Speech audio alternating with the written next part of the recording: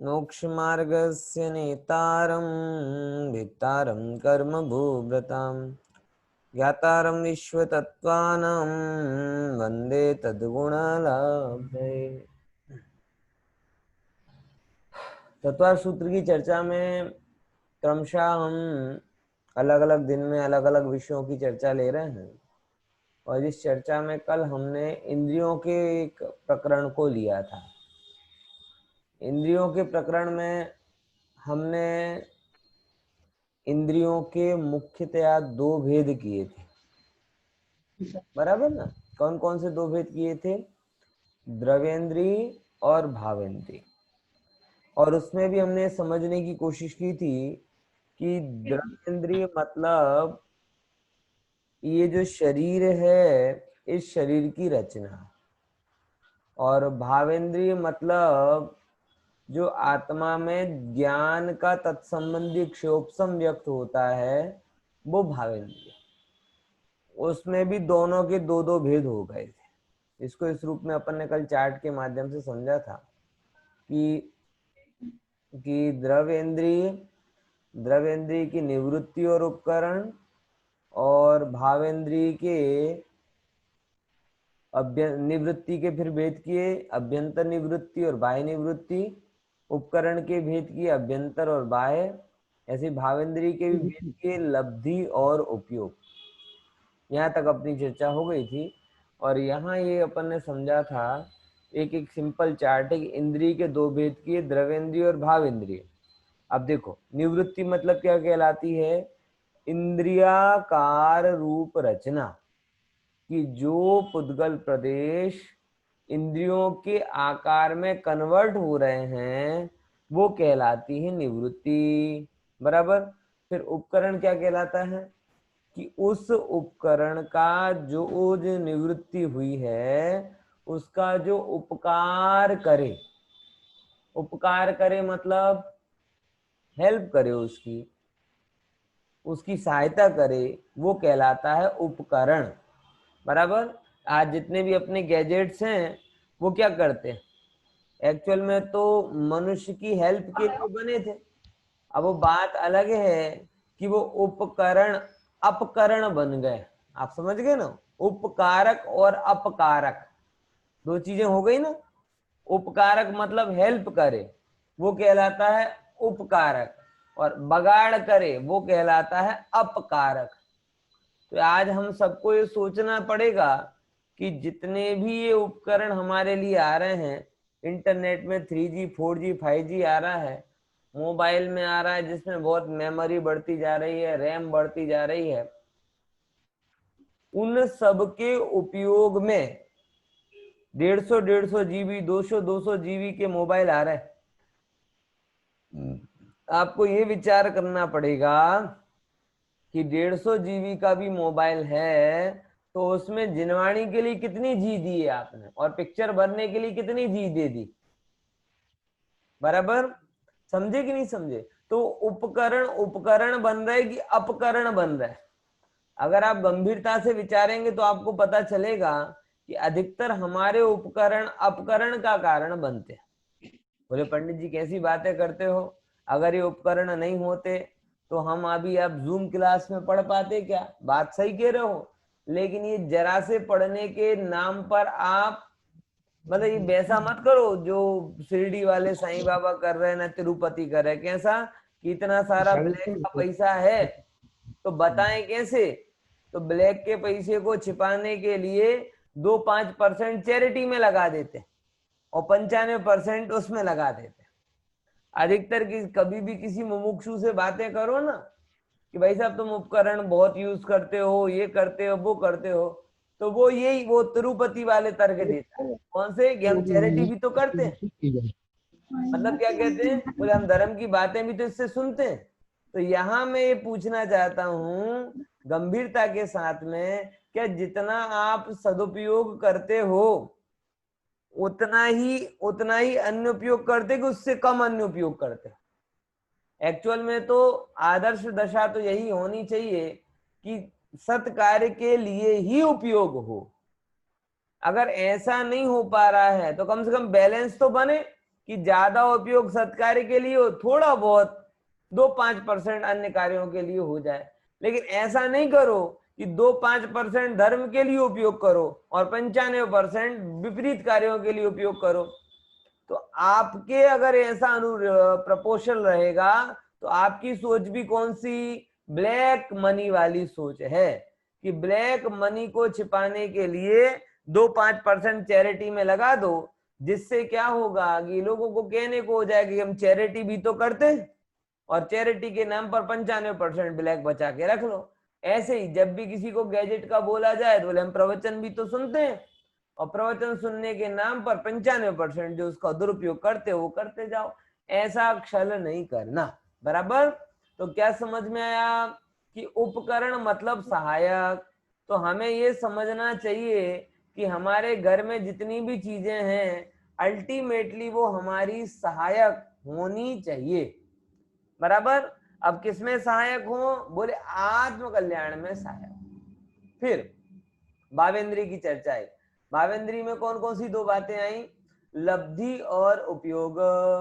लब्धि और उपयोग का खुलासा करते हैं।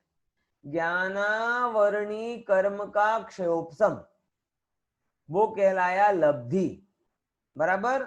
और चेतना का परिणाम विशेष वो कहलाया उपयोग।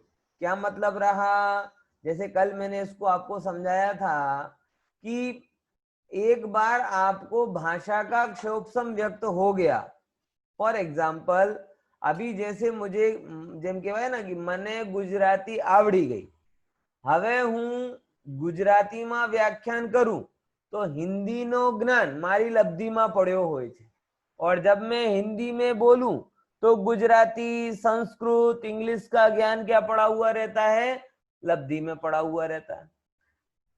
उपयोग में एक ही भाषा है लेकिन लब्धि में पॉलीग्नोट्स भी कोई हो सकता है, मतलब बहुभाषी। मोबाइल में खड़बड़ी हो रही कि दूसरे के मोबाइल में है? हाँ देखो समझ में, ख्याल में आया। तो ये चीजें जरा विचारनी होती हैं कि लब्धि और उपयोग क्या क्या मतलब इनका होता है, ठीक है ना। देखो हाँ, ये अब उपयोग क्या कहते हैं, चेतना का परिणाम विशेष। चेतना के जो परिणाम जानने के काम में आते, चेतना मतलब क्या, जानना देखना। चेतना का मतलब ये होता है जानना देखना। तो चेतना के जो परिणाम पर्टिकुलर एक विषय आदि को जानने में काम लगते हैं वो कहलाते हैं उपयोग। अब देखो बहुत बढ़िया सूत्र आ रहा है, इसको थोड़ा अपन विचार करते हैं। ज्ञान की प्रकट शक्ति है लब्धि, जो जो आपको प्रकट हो गया है, बराबर, वो कहलाती है लब्धि। इस शक्ति का जो उपयोग प्रयोग होता है वो कहलाता है उपयोग। और इस उपयोग में जो साधन होते हैं, एक्चुअल साधन शरीर के, वो कहलाती हैं द्रव्येंद्रियां। और द्रव्येंद्रियों के लिए जो उपकारी होते हैं वो कहलाते हैं उपकरण। ये शब्दों के अर्थ की देखना समझना। सबसे इंपॉर्टेंट क्या है इन चार में से, अगर अपन देखा जाए प्रायोरिटी में, हमारी मिथ्या, ये चार शब्द समझ में आए। एक्चुअल में ज्ञान की सामर्थ्य लब्धि, ज्ञान का प्रयोग उपयोग, ज्ञान के सपोर्टिंग साधन द्रव्येंद्री, और द्रव्येंद्रियों के लिए हेल्पफुल चीजें क्या कहलाती हैं, उपकरण यानी भावेंद्रिय। बहुत गहराई से आप सोचो कि एक्चुअल में इसकी प्रायोरिटी क्या है। चलो आपसे थोड़ी चर्चा करते हैं, डायलॉग्स करते हैं, इससे आपको समझ में आएगा। चार चीजें समझ में आ गई ना, लब्धि, उपयोग, द्रव्येंद्रिय और उसके उपकरण। इन चारों में से अगर आपको प्रायोरिटी दी जाए, कैटेगरी दी जाए कि भाई आप आपकी प्रायोरिटी डिसाइड करो, फर्स्ट किसे रखना है, सेकंड किसे रखना है, तो किसे रखोगे? चलो ट्राई करके देखो, कोई बात नहीं, सोचो, इसमें बहुत मर्म निकलेगा इसलिए बात कर रहा हूं। बोलो, हाथ उठाओ कोई। ये चारों चीजें याद आ रही कि दिखाऊं फिर से? हैं? लब्धि, उपयोग, द्रव्येंद्रिय और उसके साधन। इन सबसे महिमाशाली है आत्मा, जो इन चारों से भी बियॉन्ड है। उसके अपन बीच में नहीं ला रहे। ये इन 4 में से आप बताओ।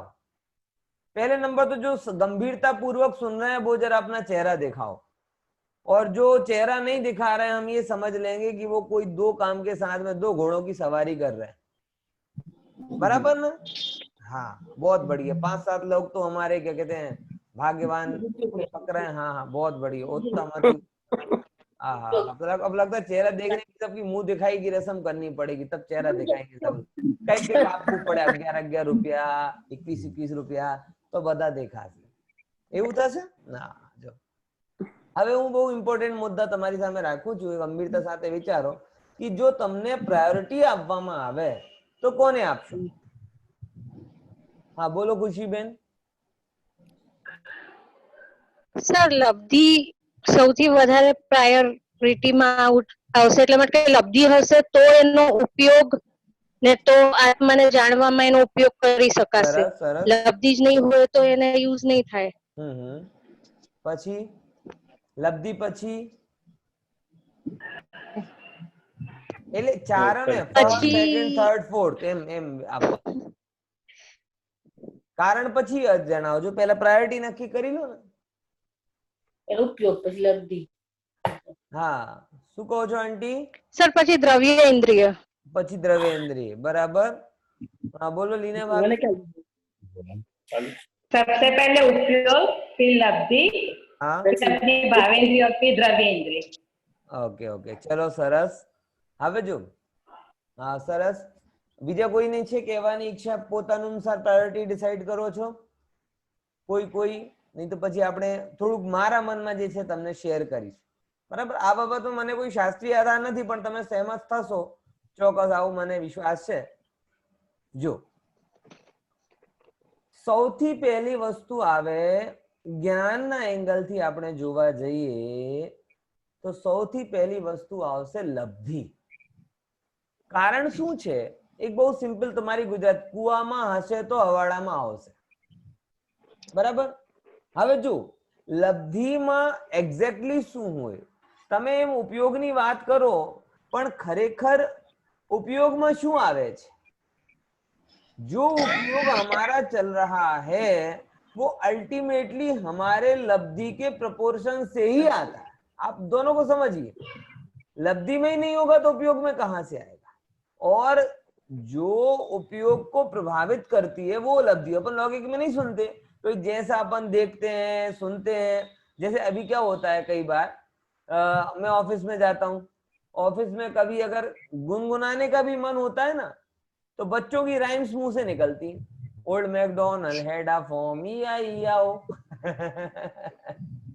सब लोग को क्या क्या गाते रहते हो? मतलब 24 घंटे बच्चे वही सुन रहे हैं, मोबाइल लेके उनको खाना खिलाने के लिए वही चल रही हैं, टीवी पे वही चल रही हैं, तो दिमाग में वो आ जाता है, घुस जाता है। तो जैसे ही चेतनता शिथिल पड़ती है काम करते करते, तो सहजता के साथ में गुनगुनाने का ही मन होता है तो वो हो जाती है। यानी अल्टीमेटली आपके जीवन में वही आता है जो आप रेगुलर उसको इनपुट करते जाते, इनपुट करते जाते, इनपुट करते जाते। यानी स्टोरेज बहुत जरूरी है। इसीलिए मैं आपको कह रहा हूं कि जो लोग, बहुत सारे लोग ऐसे कहकर छटकना चाहते हैं कि भैया पढ़ने से क्या होगा, उपयोग करना चाहिए। मैं कहता हूं उनके उपयोग करने की उनके पास क्या विधि है ये बता दे। बहुत सारे लोग ऐसी बातें करते हैं, मुझे बड़ी अजीब सी बात लगती है उनकी, कि बात सही कह रहे हो तुम कि भाई उपयोग करना चाहिए, उपयोग करना चाहिए, लेकिन उपयोग करने में वो लब्धि बाधक कहां से हो गई? वो तो साधक है। और लब्धि के बिना तुम उपयोग करने की कोई दूसरी विधि जानते हो तो बता दो। फिर उन्हें शिवभूति याद आ जाते हैं। शिवभूति जी को कहां पता था? अरे भाई तुम शिवभूति नहीं हो, तुम त्रियंच नहीं हो, तुम होशियार, समझदार, संगनी, पंचेंद्री, पुण्यवान मनुष्य हो। पुण्यवान मैं इसीलिए कह रहा हूं कि तुम्हें संयोग मिले हैं, क्षयोपशम मिला है, सद वस्तु का जो आपको मिलना चाहिए वो मिला है। तो वो अगर आप उसका उपयोग नहीं करोगे तो कैसे करोगे?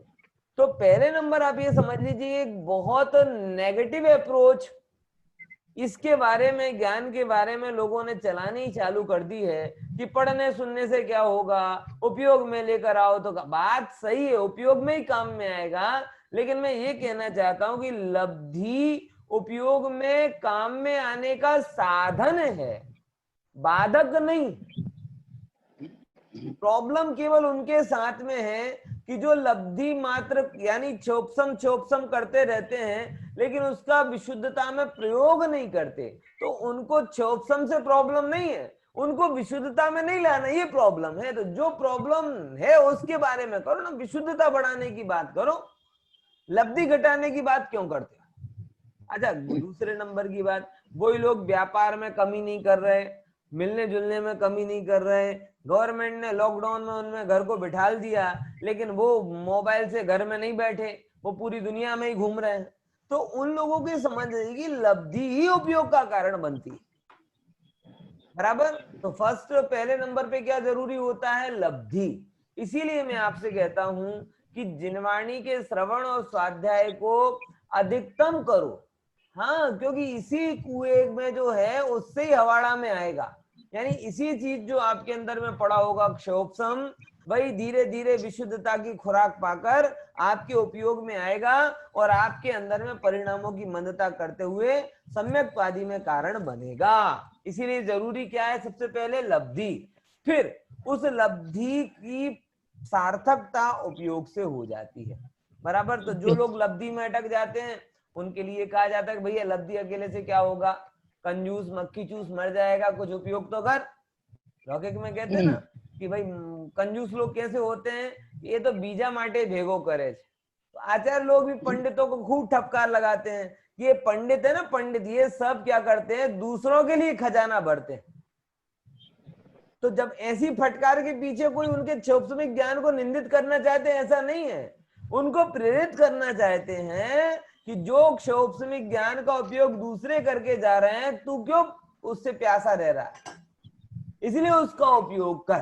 तो लब्धि से आगे फिर जो दूसरे नंबर पे क्या आ गई बात? उपयोग की। अब देखो ध्यान से रखना, दो चीजें, एक तो हुई द्रवेंद्री और एक कहलाता है उपकरण, बराबर। आपका सपोज मैं जा रहा हूं और जाते जाते मेरा चश्मा टूट गया, तुरंत मेरा दिमाग खराब, अरे मेरा चश्मा टूट गया, अरे मेरा चश्मा टूट गया, अरे मेरा चश्मा। आप चश्मा टूट गया इसका शोक मनाओगे, ऐसा हुआ एक बार मेरे वो चाचा के लड़के का, उसका चश्मा टूट गया और बहुत शोक मना रहा, चश्मा टूट गया, चश्मा टूट गया। मैंने देख भले मानस, अगर तू चश्मा नहीं लगाया होता तो सीधा पेन तेरी आंख में जाता तो आंख फूटती। तो अभी तो तुझे भला मानना चाहिए कि उपकरण टूटा है, इंद्रिय तो बची हुई। लेकिन यही होता है, कपड़ा फट जाए ना, कोई काम करते अरे कपड़ा फट गया कपड़ा, अरे तू सोच कि तू कपड़ा पहने है, अगर ये कपड़ा नहीं होता तो तेरी चमड़ी फट जाती। मेरी बात को आप बहुत गंभीरता से समझना। अगर आप ये समझ सकते हो नुकसान के समय में, आप जा रहे हो, गाड़ी का एक्सीडेंट हो गया, गाड़ी टूट गई, आप दुखी भी हो सकते हो और कहते हाश चलो अच्छा रहा गाड़ी में थे, अगर स्कूटर पे होते तो स्कूटर का क्या होता, वो तो बात की बात है, मैं जरूर टूट फूट जाता। यानी उपकरण से कीमती तुम हो इंद्रियों में, लेकिन मोही जीव को उल्टी प्रायोरिटी रहती है। कैसी? सबसे ज्यादा चिंता उसे किसकी रहेगी? अपने उपकरणों की, बाहरी साधनों की। कपड़े की क्रीज खराब ना हो, कपड़ा खराब ना हो, गाड़ी खराब ना हो, मकान खराब ना हो, बढ़िया। और उपकरणों के बारे में विचार करता रहता है, उपकरण कैसे आए कि चश्मा रेवन का लाए ना कपड़ा रेमंड का लाए, बराबर, और ये उसकी गाड़ी बीएमडब्ल्यू लाए ना मकान फलाना ले। किसकी चिंता कर रहा है?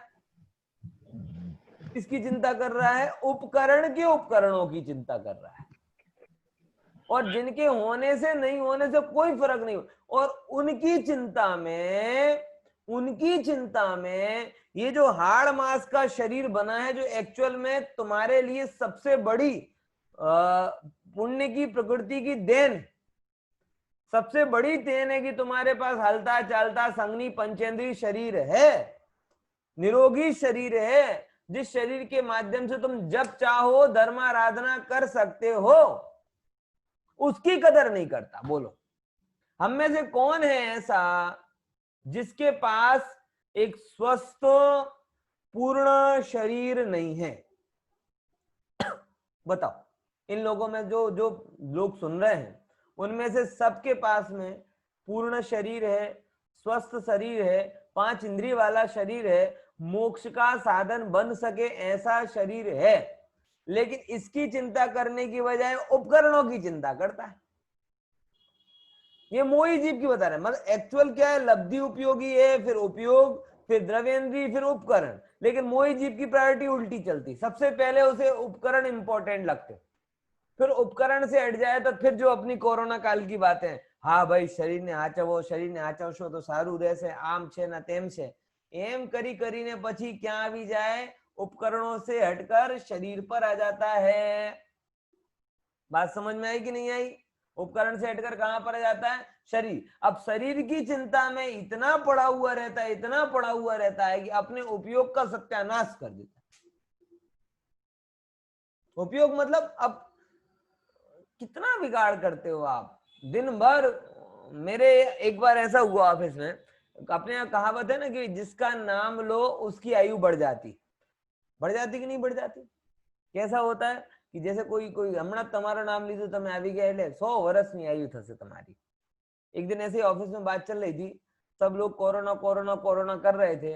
मैंने देखो जितनी बार नाम ले रहे हो उतनी बार उसकी आयु बढ़ रही। अरबों की आबादी में लोग प्रतिदिन सैकड़ों बार अपने मुंह से कोरोना कोरोना कोरोना कोरोना शब्द निकालते हैं। तो इस शब्द से आयु तो नहीं बढ़ रही, लेकिन ये जितनी बार मुंह से निकाल रहे हैं उससे ये बात तो सिद्ध होती है कि हमारे टोटल उपयोग का एक बहुत बड़ा पोर्शन कौन खाए जा रहा है? वो कोरोना खाए जा रहा है। बोलो, विचार करके देखो तो नहीं। ये किसके लिए? क्योंकि हमें द्रव्येंद्रिय इतनी महत्वपूर्ण लगी कि उसके लिए हम अपने उपयोग का सत्यानाश करने के लिए तैयार हो जाते हैं। भाई साहब, द्रव्येंद्रिय से ज्यादा महत्वपूर्ण उपयोग है। यानी ये शरीर भले ही नष्ट हो जाए लेकिन उपयोग अपना नहीं बिगड़ना चाहिए। ये मुनिराजों ने ये मार्ग हमें बताया कि जब गजकुमार मुनिराज के माथे पर जलती हुई सिगड़ी रखी तो मुनिराजों ने कौन सा मार्ग बताया? तब मुनिराज ने हमें ये मार्ग बताया कि ये देह जाए तो जाए पर मेरा उपयोग मलिनता को ना पाए। बोलो, विचार करके देखो। ऐसे सिंह जीवी वृत्ति लोगों का ये मार्ग है। हम जैसे तो कहाँ के कायर फंस गए।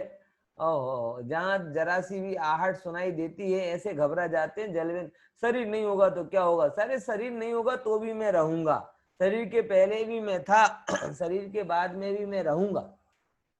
इसीलिए उपकरण के लिए शरीर का बिगाड़ नहीं करना और शरीर के लिए उपयोग का बिगाड़ नहीं करना। और उपयोग की बात आती है तो फिर हम क्षणवर्ती उपयोग को लेकर पकड़ जाते हैं कि मेरा उपयोग मेरा उपयोग मेरा उपयोग। तो उसके लिए कहते हैं उपयोग को पकड़ के नहीं रखना, तेरी उपयोग तो तेरे लब्धि का अनुसरण करता है कि जो कुछ अंतर में मनोभाव पड़े हुए हैं, ज्ञान पड़ा हुआ है, वही ज्ञान वही श्रद्धान तेरे उपयोग में बार बार आएगा। बहुत सारे लोग उपयोग सुधार लो उपयोग सुधार लो। उपयोग कैसे सुधरेगा मुझे बताओ? है चलो उपयोग सुधार लो, समय व्यसन कर लो, अभी के अभी कर लो, चलो डन। सुधरता है क्या ऐसे उपयोग? शुद्धोपयोग कर लो, शुद्धोपयोग कर लो। अशुभ नहीं चाहिए, शुभ नहीं चाहिए, 4 गतियां नहीं चाहिए, बहु डायड हमरा भाई ले रहे तो शुद्ध आपो। ऐसे हवा में बातें करते हैं। उपयोग, अरे उपयोग कैसे पकड़ में आएगा?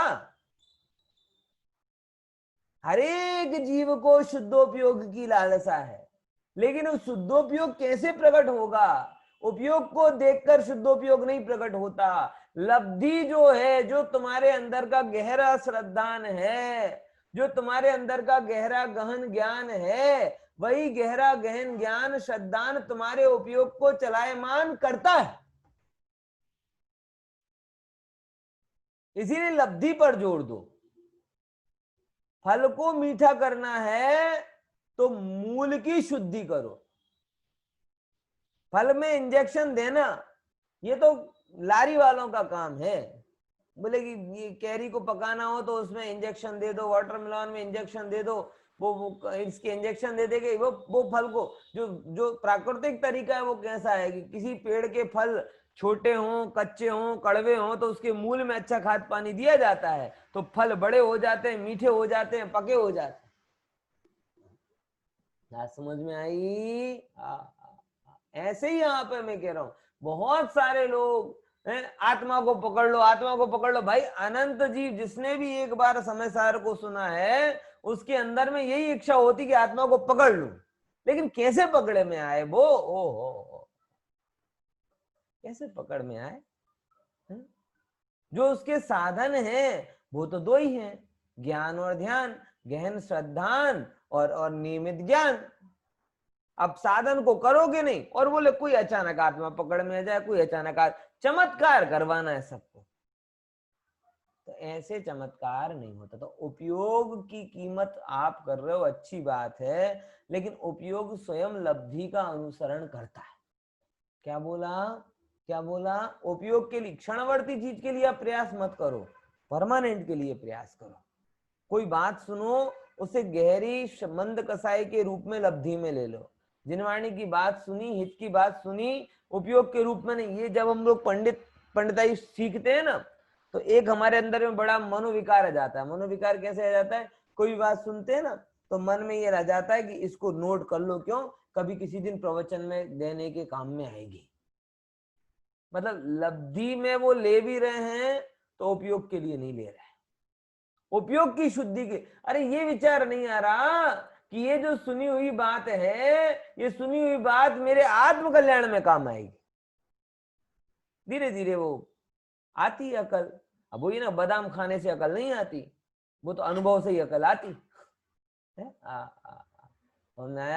लेकिन देखो वो लब्धि में ली हुई बातें ही आज उपयोग में आ रही हैं। भले उस समय उपयोग दूसरा था, लेकिन वो लब्धि में पड़ा हुआ था ना, तो वो ही आज उपयोग में आता है।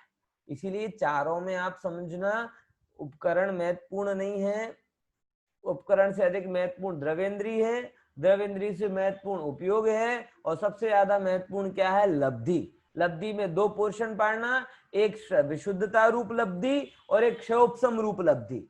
बराबर? विशुद्धता रूप लब्धि से अंदर में मंदता आती है और क्षयोपशम रूप लब्धि से स्पष्टता आती है। फिर से क्या बोला? इन दो शब्दों को समझ लो जरा, अच्छे अच्छे शब्द हैं। कौन सी दो बातें कही? जो लाइन बोली वो ख्याल में आई? विशुद्धता रूप लब्धि से क्या होता है? मोह मंद होता है, मंदता मोह मंद होता है। और क्षयोपशम रूप लब्धि से क्या होता है? स्पष्टता आती है। फिर से मंदता और स्पष्टता, मंदता और स्पष्टता। मंदता के माध्यम से क्या हो रहा है? मंदता के माध्यम से पुरुषार्थ बढ़ रहा है, कषाय की क्या कहते हैं कमी हो रही है, निर्मलता आ रही है, प्रसन्नता आ रही है, विषयों का आकर्षण घट रहा है, ये तमाम काम हो रहा है। और क्षयोपशम की लब्धि से क्या होता है? स्पष्टता आती है। और देखो जितना ज्यादा स्पष्ट होगा उतना ज्यादा मजा आएगा। आप बहुत सिंपल सी बात है, जो काम आपको जितना क्लियर दिखाई दे रहा हो उतना आनंद आता है कि नहीं आता? अधिकतर लोग ड्राइविंग करते हैं, ड्राइविंग करने में आप उनसे पूछोगे दिन में ड्राइव करना है कि रात को ड्राइव करना है? कितने लोग ड्राइव करते हैं? इसमें एक बहुत सिंपल सा प्रश्न पूछा है कि भाई ड्राइव करते हैं इतने लोग, 100 लोग अगर ड्राइव करते हैं, अगर उनकी चॉइस पूछी जाए कोई दिन में ड्राइव करना है कि रात को ड्राइव करना है, तो 99 लोग कौन सा ऑप्शन सिलेक्ट करेंगे? दिन में रहा है। अच्छा, दिन और रात में अंतर किसका आता है? रोड का, लाइट का, गाड़ी का, किसका अंतर आता है? सिंपल सी बात है कि दिन और रात में अगर अंतर पड़ता है तो मात्र स्पष्टता का पड़ता है। किसका पड़ता है? स्पष्टता का। कि दिन में सब चीजें स्पष्ट दिखाई देती हैं, तो कहां से राइट लेना है, कहां से लेफ्ट लेना है, कहां रुकना है, कैसे जाना है, ये सब भली भांति दिखाई देता है, तो चलने में मजा आता है। और वहीं रात में क्या होता है? रात में भले ही आपके पास में लाइट हो, बिल्कुल अंधेरा हो तो बढ़ ही नहीं पाओगे, लेकिन आपकी हेडलाइट भी हो ना तो भी वो पर्टिकुलर जगह को जान रही है, आगे पीछे का नहीं जान पा रही। तो ऐसी हेडलाइट के सारे 1-2 किलोमीटर तो चला जा सकता है, लेकिन 200-400 किलोमीटर अगर हाईवे पे काटना हो तो आप ऐसी हेडलाइट के सहारे नहीं काट सकते।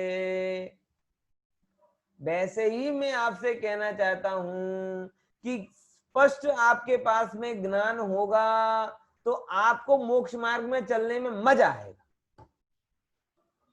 कहाँ बढ़ना है, कहाँ रुकना है, कहाँ स्पीड देनी है, कहाँ ब्रेक लगाना है, कहाँ टर्न लेना है। अब एक एक शब्द में खुलासे में नहीं जा रहा, लेकिन बड़े गजब शब्द हैं ये सारे, सोच सोच कर बोल रहा हूं। ऐसा बहुत कम होता है कि मैं सोच कर बोलूं। समझ में आया कि नहीं आया? लेकिन जितना ज्यादा आपका स्पष्ट होगा उतना आपको मजा आएगा।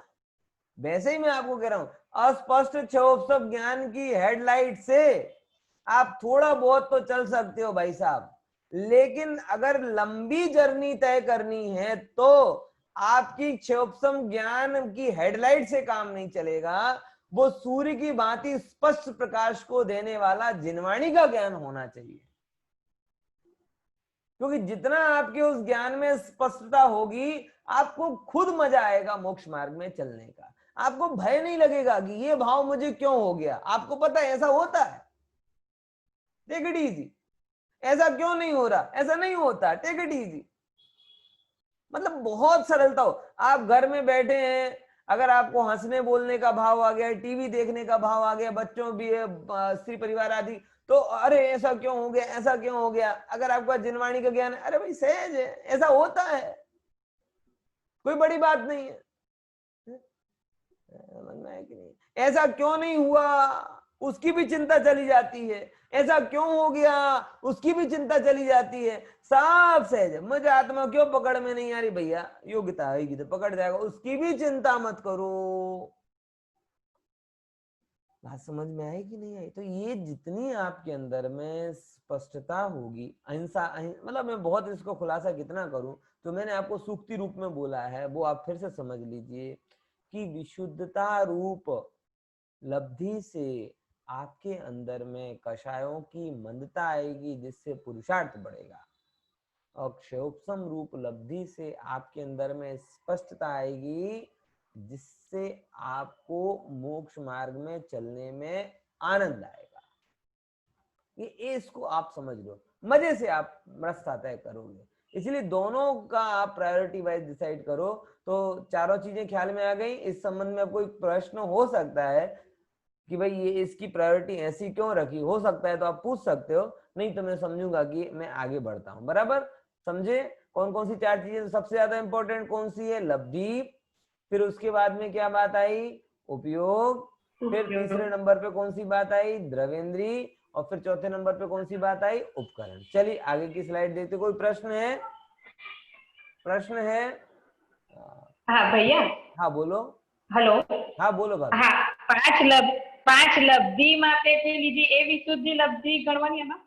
જો આમાં હું બંનેને ભેગું કરીને કીધું છે, કેમ કે જ્ઞાન और ચારિત્ર એ બંને લબ્ધિ, જ્ઞાન, શ્રદ્ધા અને ચારિત્ર, આમ જો પછી બંનેમાં બે કેપેસિટી હોય, એક તો ઊંડો અને એક ઉપયોગ. તમે જો શ્રદ્ધા અને ચારિત્રનો પણ ઉપયોગ અને ભેદ પડે કે ઉપયોગ અલગ હોય ને ગહેન શ્રદ્ધા અલગ પડે. એટલે જે ગહેન શ્રદ્ધા છે લબ્ધિના પોર્શનમાં આવે, પછી એ ક્ષણવર્તી પરિણામ અને શુભ અશુભ ઉપયોગ રૂપમાં આવે. જ્ઞાનમાં પણ આવું ભેદ પડે કે જ્ઞાનનું એક સ્ટોરેજ યુનિટ હોય અને એક અપ્લાઈડ યુનિટ હોય. તો જે સ્ટોરેજ યુનિટ છે એ લબ્ધિમાં આવે અને જે અપ્લાઈડ થઈ રહી છે એ ઉપયોગમાં આવે. બરાબર? એ બંને મોક્ષ માર્ગમાં હોય છે. એટલે અહીંયા મેં બંનેની વાત કરી છે. જે પ્રાયોરિટીની જે ડિસાઈડ કરી ને એ પ્રાયોરિટીમાં બંનેની વાત કરી છે.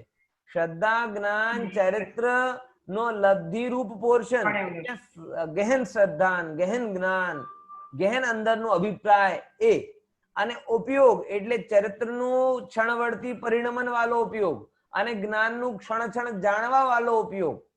ખબર પડી ને બંને વસ્તુ જે હું કહું છું? આ ખ્યાલમાં આવ્યો? બધાને પ્રશ્ન ખ્યાલમાં આવ્યો શું છે?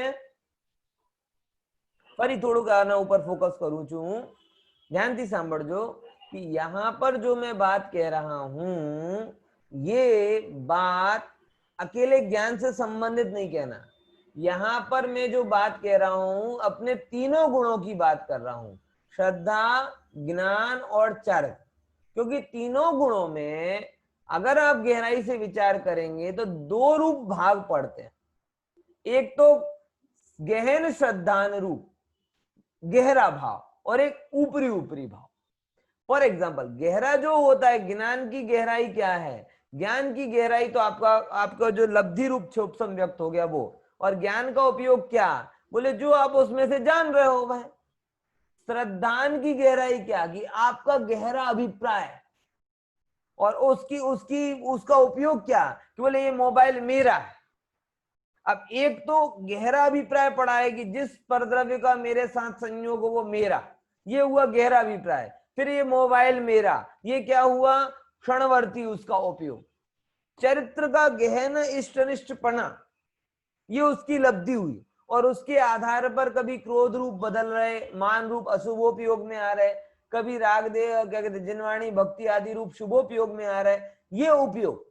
तो श्रद्धा, ज्ञान, चारित्र, इन तीनों गुणों में अगर आप गहराई से थोड़ा विचार करेंगे तो दो पोर्शन पड़ जाते हैं। एक जो हमेशा बना रहता है वो कहलाती है उसकी लब्धि, और एक वो जो उसके ऊपर ऊपर होता रहता है वो कहलाता है उसको उपयोग। इसीलिए कभी भी जब बात जिनवाणी में कही जाती है तो मूल शुद्धि की बात कही जाती है। किसकी बात कही जाती है? मूल शुद्धि की।